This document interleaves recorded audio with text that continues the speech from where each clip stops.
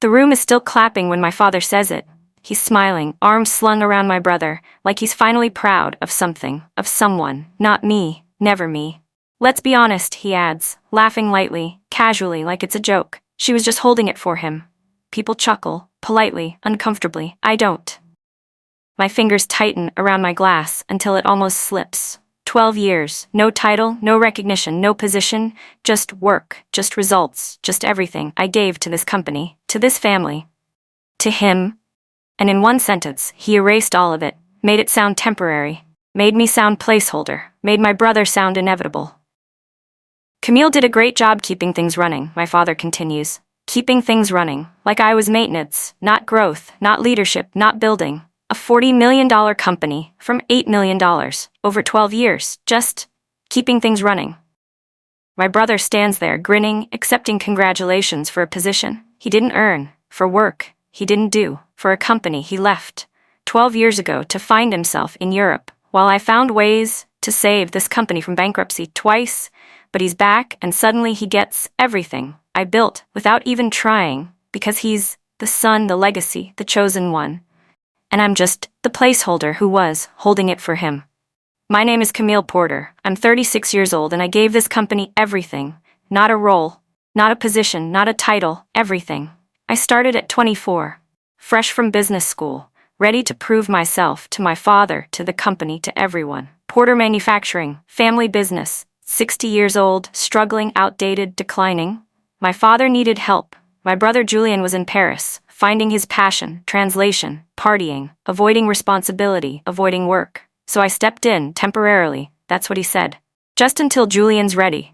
12 years ago I handled operations, streamlined production, reduced costs by 30%. I handled crises, supply chain collapse, client lawsuits, employee strikes, fixed all of it. I handled growth, new markets, new products, new revenue streams, $8 million to $40 million in 12 years. All documented, all measurable, all mine. I handled people, hired, trained, developed, a team that actually functions. My brother, he returned last month, after 12 years of self-discovery, and somehow, he gets everything I built. COO title, official position, recognition, authority, everything, while I remain titleless, positionless, invisible, just keeping things running. Until the real leader returned. That's when I realized I was never meant to win here. Never meant to lead, never meant to be recognized, just meant to hold it. For him, for the son, for the legacy, for the person who mattered, while I never did. The applause continues. Everyone lines up to congratulate Julian. Handshakes, pats on the back. Welcome back. Great to have you. Can't wait to see what you do. What he does with what I built. A few people glance at me, uncomfortable, knowing. One colleague whispers, as she passes, "You deserved that." I smile, politely, professionally. Thank you. What else can I say? That it's unfair, that I earned it, that I built this. That would sound bitter, entitled, emotional, everything. A woman, in business, isn't supposed to be. So I smile, I nod. I accept. Congratulations, for my brother, on my work, because breaking now would only prove their point, that I'm emotional, that I can't handle it, that I wasn't right for the role. After all, my father watches me from across the room, checking to see if I'll break, if I'll cry, if I'll make a scene. I don't. I stand there, glass in hand, smile on face, perfectly composed, while inside I'm shattering into a million pieces that nobody will ever see, because I learned 12 years ago that showing emotion in this family, in this company, is weakness, and I can't afford to be weak. Not when I've already lost everything. After the announcement, after the applause, after everyone leaves, my father pulls me aside, his office, private. "We need to talk." I sit. "Wait. You understand why," he says. Not a question, a statement. "No, actually I don't." He sighs, like I'm being difficult, like I'm the problem. "You know how this works, he's family legacy." I stare at him. So am I. It's different. How? He's the son. The Porter name continues through him. I'm a Porter too. You know what I mean? I do. I know exactly what he means. Julian matters, because he's male, because he carries the name forward, through his children, someday, while I don't matter. Because I'm female. Because even if I keep the Porter name, it doesn't count the same way, doesn't carry the same weight, doesn't earn the same recognition. I've worked here 12 years, I say, calmly, carefully. Built the company, saved it, twice, grew revenue by 500%, and we appreciate that. appreciate, not recognize, not reward, not promote, appreciate. Julian needs this. He's been finding himself, now he's ready. Ready for what I built, ready to lead. Based on what? Based on it's his birthright. Birthright, not merit, not results, not 12 years of work, just birthright. This is how it has to be, he says. Final, decided, non-negotiable. I stand, I see, and I do. Finally, clearly, completely. I was never going to win. This, Julian's first day as COO official. He calls a meeting, full team, conference room. He sits at the head of the table where I've sat for 12 years unofficially, invisibly. He starts talking about vision, about change, about leadership, using words I taught him in briefings last month, when I thought I was preparing him to help, not replace. He assigns roles, responsibilities, projects to people who already have them from me. But he's making it official. Then he looks at me. Camille, you'll help me transition. Transition into what exactly? What does that mean? You know, show me the ropes, fill me in on the details, the entire company, every process, every client, every decision made over 12 years. For how long? He shrugs. However long it takes. No timeline, no role, no recognition. Just help him learn what I built so he can lead it. Instead, I'll need a defined scope of responsibilities. He frowns. It's family. We don't need formal definitions. I do. Why? Because I need to know what my role is. Your role is supporting the company. Supporting, not leading, not deciding, not running, supporting. I've been running operations for 12 years and now I'm COO, so you'll support me.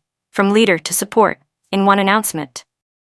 Without discussion, without choice, just decided by my father, by my brother, by everyone, except me.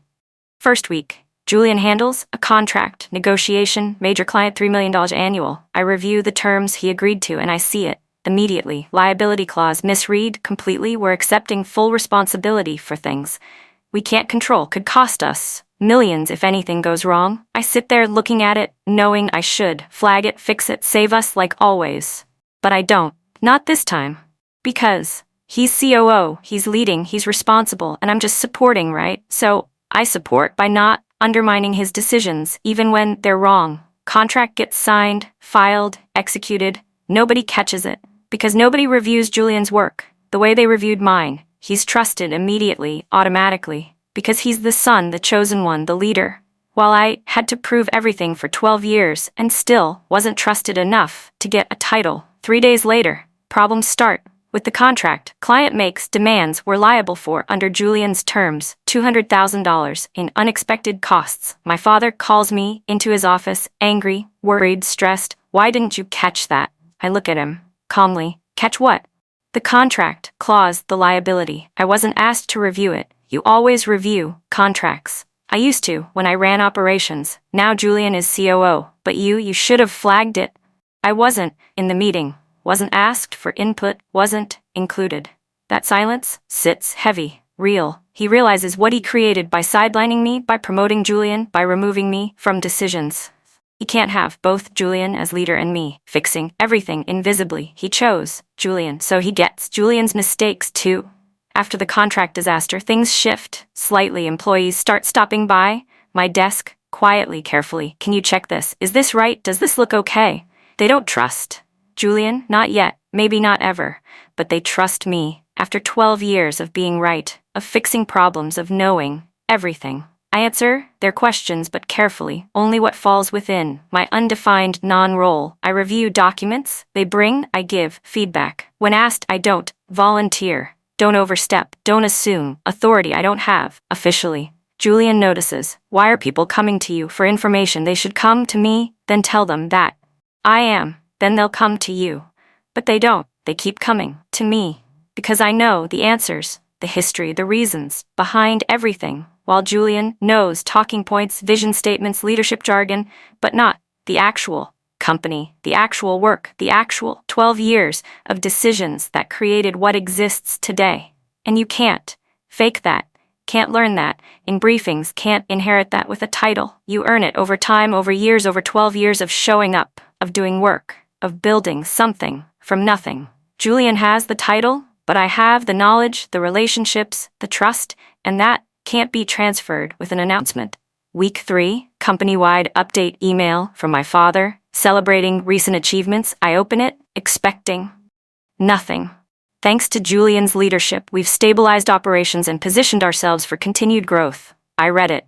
Twice. Stabilized operations. Julian's leadership. I stabilized operations 12 years ago and maintained that stability every day since Julian's been here 3 weeks, and he's stabilized nothing, just occupied the role I created, but he gets the credit for my work, past, present, future, all of it, his.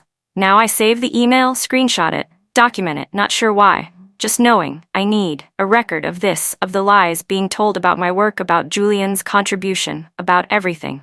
Later, a colleague stops by. That email was ridiculous. I don't respond. Everyone knows you built this. I smile politely. Julian's doing a great job. She looks at me like I'm crazy or broken or defeated. Maybe all three. Camille, you don't have to protect him. I'm not. Then what are you doing? Good question. What am I doing? Watching my work get credited to someone else. Watching my role get filled by someone unqualified. Watching my future disappear. Without fighting, without speaking, without doing anything about it. Because what can I do? Against birthright, against family, against my father's decision. Nothing, that's what. Week 5, phone call, client, long time, 10 years, direct line to me, always. Camille, quick question, of course. I got a call from Julian about changing our account structure. My stomach rig tightens. What kind of changes? Billing, deliverables, timeline, pretty much everything. I see. I told him I need to talk to you first. Why? Because I trust you. Are you still in charge? I pause. Long, painful, honest. No. Silence. What? Julian is co now. He handles strategic accounts. Since when? Since last month. And you? I'm supporting him. Camille, I've worked with you for 10 years. I don't work with the company. I work with you. That statement lands heavy, true, undeniable. I appreciate that. If you're not running things anymore, we need to reconsider our contract. That's your choice. It's not. It's trust. I trust you, not some new guy who wants to change everything without understanding why it works. He's right. Julian wants to change things to prove he's leading without understanding why they work the way they do. After years of refinement, of learning, of building relationships with clients, like this one, who just said he'll leave if I'm not in charge. That's $2 million annual revenue at risk because of my father's decision to replace me with Julian, based on birthright, not merit. Family dinner Friday night. My father invites friends, business associates, investors to celebrate Julian's return, his leadership, his future. I sit at the table, quiet, invisible. My father tells stories. Julian stepped up when it mattered most. Stepped up, he just arrived, brought fresh leadership, vision, energy, right? Fresh translation, not me, not old, not 12 years of work, just fresh, new, better. The company needed someone to take it to the next level, implying I couldn't, even though I took it from $8 million to $40 million, but sure, I couldn't take it to the next level. Julian can. After 5 weeks, nobody asks me anything, nobody acknowledges my work, my role, my 12 years. I'm just there, present, but invisible, like always. After dinner, one of my father's friends stops me. You must be so proud of your brother. I smile. Of course. Your father says, you helped prepare him. Help prepare. Like I was the assistant, not the act for 12 years. Julian's doing great. It's nice when families can work together, implying equal partnership, collaboration. It's not, it's hierarchy, it's replacement, it's erasure. But I don't correct the narrative, don't fight the lie, just smile and let it exist. Because what's the point? Week 7, major deadline, client deliverable, critical, Julian's responsibility. Now it's missed by 3 days. Client not happy, calls, complaining, demanding, explanation. Another deadline, week 8, missed by 5 days. Another client, angrier, threatening to leave. Julian blames the team. They didn't execute properly. The team, that's worked flawlessly for years under my leadership, suddenly can't execute under his, not their problem, his. But he won't admit it, won't take responsibility, won't acknowledge. He's overwhelmed, unprepared, failing. My father notices, finally calls. More meetings, demands more updates, watches more closely, but doesn't say what he's thinking. Doesn't admit this isn't working, doesn't acknowledge Julian isn't ready, just watches, worries, waits for it to get better. It doesn't. I start documenting everything, quietly, carefully. Clients tied to me, personally. 17 would leave if I left. They've said so explicitly. We work with you. Revenue, $18 million annual. From those 17 clients, almost half the company. systems. Only I understand production, scheduling, vendor management, quality control, all processes. I created, I refined, I maintain. Nobody else knows why they work the way they do. Dependencies they never acknowledged. Decision trees that exist only in my head. Client preferences, vendor relationships, employee expertise, all mapped over 12 years of daily work. I document all of it. Not for revenge, for clarity, for evidence, for proof of what I actually built, what they're trying to erase, what Julian can't replace. No matter how many titles he gets, the company needs me, more than they realize, more than my father admits, more than Julian could ever understand, because titles don't run companies. People do. Knowledge does. Relationships do. And I have all of that, while Julian has a title and nothing else. Week 12, a client leaves Major One, $3 million annual revenue. Reason, communication breakdown. They tried working with Julian for 3 months, couldn't make it work. Asked for me specifically, Julian said no, I'm COO, I handle strategic accounts. So, they left to a competitor who they trust like they trusted me. My father is furious, calls emergency meeting. What happened? Julian explains his version. They were difficult, demanding, unreasonable. They weren't. I worked with them for 8 years, never a problem, until Julian. They wanted special treatment. They wanted what they always got from me, attention, understanding, customization. We can't accommodate every request. We did for 8 years, profitably, successfully, easily. My father looks at me, your thoughts, first time. He's asked in months. They valued personal relationships, customized solutions, consistent communication. Did Julian provide that? I pause, choose words carefully. I think there were different approaches to client management, diplomatic, professional, meaningless. My father hears what I'm not saying. Julian shrugs it off. One client will recover. $3 million. One client, easy to say, when you didn't build the relationship, didn't earn the revenue, didn't lose anything. Personal, just company money that I actually earned. My father calls me his office, private, serious. We need stability. Okay, things are slipping. I don't respond. I need you to help. Help how? Like before. Make sure things run smoothly, like before. When I did everything, without title, without recognition, without credit. In what role? He hesitates. That hesitation tells me everything. No role, no title, no change, just invisible work. Again, I need you to support Julian. I am supporting him more than that. I need you to make sure nothing falls through. Make sure, translation, fix everything he breaks. That's not supporting, that's doing his job. It's helping the family business while he gets credit, while he learns. For how long? Another hesitation. Longer, more telling. Until he's ready. 12 years and counting. How long? Until he's ready. How long? Until I'm recognized. How long? Until it's my turn. Never. That's how long. Never. I agree to help on terms. I'll provide support under these conditions. Conditions, defined scope, defined hours, defined responsibilities. This is family. This is business. I need clarity. He's not happy. Not used to me setting boundaries. What do you want? I'll review client contracts before they're signed. I'll maintain vendor relationships. I'll oversee production, scheduling. That's Julian's role. Then I won't do it. Standoff. He needs me to fix things. I need definition protection.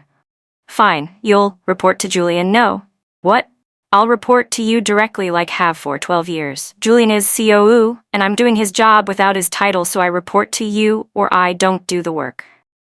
He stares at me, surprised that I'm pushing back. Finally, after 12 years of compliance. Fine, I get it. In writing, email, documented scope, responsibilities, reporting structure, nothing. Verbal, nothing, assumed, everything, clear because I'm done, being erased from my own work with boundaries set.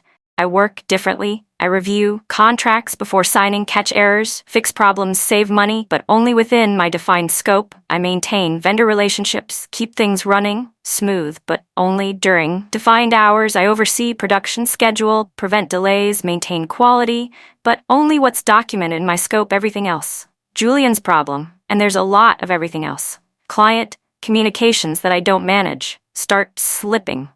Employee development that I don't handle becomes inconsistent. Strategic decisions that I don't make start failing. I'm not sabotaging, just not covering everything invisibly anymore. Not overextending, not fixing things before they break, just doing my defined scope, nothing more, nothing less. And the company feels it immediately. Delays happen, mistakes multiply, clients complain, all things I used to prevent by working 70 hours a week, unpaid, unrecognized, unappreciated. Now, I work 40 within my scope and let everything else fall where it falls.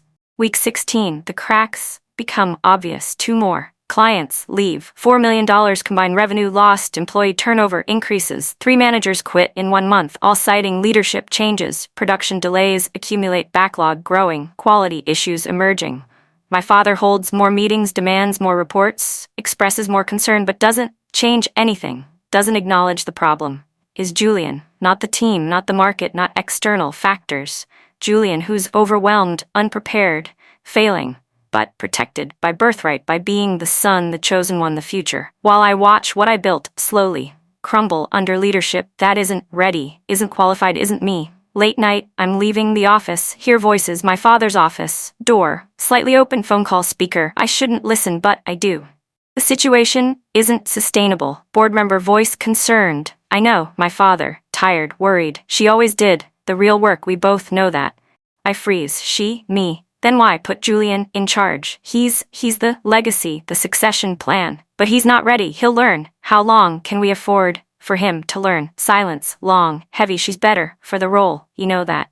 I do. He knows, he's always known that I'm better, more qualified, more capable, but he chose Julian anyway, because of legacy, of succession, of gender, because it's how it has to be, not should be, not what's best, just how it has to be, because I'm not the son. I stand there in the hallway listening to my father admit he knew all along that I'm better and chose Julian anyway, not despite my competence, but despite it not mattering enough to overcome being female. Next day, email from former client, one who left 3 months ago. Camille, if you ever leave Porter Manufacturing, let me know, we'd follow you immediately. I stare at it for a long time. He's not the first to say this. 3 other clients have said similar things. We work with you, not the company. If you start your own firm, call us. Your expertise is what matters. I never responded, never considered it seriously, never thought about leaving the family business until now. Until I heard my father admit he knows I'm better, and it doesn't matter, will never matter, because I'm not Julian, not the son, not the legacy. I don't answer the email yet, but something changes in me, a shift, a realization, a possibility I never allowed myself to consider before. That maybe I don't have to stay, don't have to accept this, don't have to keep building something for someone who will never give me credit, never recognize my work, never see me as equal to Julian. No matter what I do, maybe there's another option, one I never considered, because family, because loyalty, because fear, but maybe it's time to consider it seriously, finally, honestly. Major meeting, week 18, board members present, my father Julian, me, discussing Q3 performance. Down significantly, revenue down 15%, client retention down 25%, employee satisfaction down 40%. All metrics wrong direction, all since Julian took over. Julian presents his analysis, blames market conditions, blames competition, blames the team. A board member asks, what about the client losses? Julian deflects. They wanted terms we couldn't support. Not true, they wanted what they always got from me. Another board member, the production delays. We're implementing new systems that don't exist. Third question, the employee turnover. Julian makes a bad call right there in the meeting. If they can't adapt to new leadership, they weren't right for us. The room goes silent. Everyone knows it's not the employees who can't adapt. It's Julian who can't lead. No one backs him, not the board, not the executives, not even my father, who sits there silent, watching his choice fail publicly, undeniably. Finally, nobody looks at me to fix it, to explain it, to save it. They just sit in the reality they created by choosing title over talent, legacy over leadership, birthright over merit. I sit alone that night in my apartment, thinking about everything. 12 years of loyalty to my father, to the family, to the company. 12 years of building, fixing, growing something, from $8 million to $40 million. 12 years of being invisible, titleless, unrecognized, while my brother gets everything I earned just for being born male. 1 moment of clarity about my worth, about my value, about my future. I can stay, keep fighting, keep proving, keep hoping that someday my father will choose me over Julian, merit over birthright, reality over tradition, or I can leave build something new, something mine, something that recognizes my work, my leadership, my value, without needing to prove it, who'll never see it. 12 years of loyalty versus 1 moment of self-respect. I choose myself, finally, completely, permanently. I draft my resignation, effective immediately, calm, clean, final. No explanation needed. They know why. Everyone knows. One day morning I walk into my father's office, letter in hand. He looks him up. I hand him the letter. He reads slowly, expression changing from confusion to understanding to something like regret. You're resigning, yes. Because I've worked 12 years without title, without recognition, without future. You can't, you won't, you've made that clear. Julian needs time and I need respect. I won't get it here. This is about this position. This is about 12 years of being told I was just holding it for him. He flinches at his own words, repeated back. I didn't mean, yes, you did. You meant exactly that. I was temporary, placeholder, invisible. Where will you go? I'm starting my own firm. His expression changes. Competitor, threat, real. You can't, I can, I will, and clients will follow because they trust me. The Porter name. That's reality. The reality you ignored while choosing Julian over me. My brother appears, doorway. You're really leaving? I nod. You said I was just holding it. Julian looks nervous, finally understanding what I actually did, what he can't do, what he'll lose when I'm gone. We can work this out.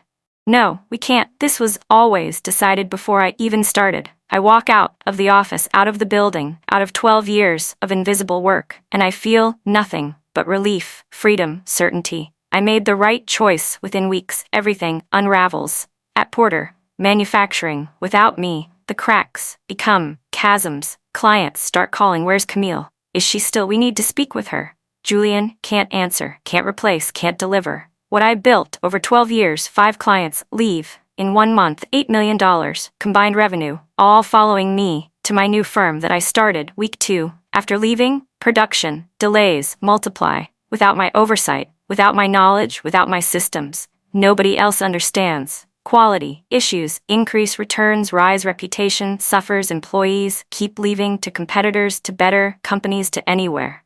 But there where leadership changed, but capability didn't. My father calls, I don't answer. He emails, I don't respond. He sends message through former colleagues, she should come back, we need her. The company is struggling, now they need me. Now they see my value, now. After I'm gone, after it's too late, after they finally feel what I carried for 12 years, invisibly, titlelessly, thanklessly, and now it's all visible, measurable, undeniable. I start Porter Consulting, not Porter Manufacturing, just my name, my reputation, my work. Week 1, 3 clients. Sign. Former clients who followed me, $4 million annual revenue. Week 4, 5 more, total $9 million, revenue growing. Week 12, 15 clients, $18 million revenue, almost half. What I built at Porter Manufacturing, over 12 years, rebuilt in 3 months at my firm because they trust me, they work with me, they follow me, not the family name, not the legacy, not the company, me, Camille Porter, the person who actually did the work for 12 years while someone else got the credit.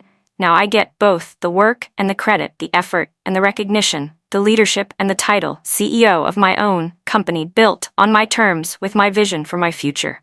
No birthright, no legacy, no invisible work, just real leadership, real success, real recognition. Finally, 6 months later I hear through industry channels Porter Manufacturing is struggling, not gone but slipping. Revenue down 30% from when I left. Client base shrinking. Employee morale low. My father back to working full-time at 70, trying to save what's left. Julian still co-o officially, but my father making most decisions again because Julian still isn't ready, may never be ready for something he didn't build, doesn't understand, can't maintain without the person who created it. People ask me, do you regret leaving? No. Go back? Never. Don't you want to help them? I did help them for 12 years. I don't call, don't reach out, don't offer assistance, don't look back because I didn't lose anything. I finally stopped holding something that was never mine, never would be mine. No matter how much I built it, how long worked, how well I performed, it was always Julian's by birthright, by gender, by family tradition. Now, I have something that's actually mine, built by me, led by me, owned by me, and nobody can say I was just holding it for someone else, because titles don't build businesses, people do.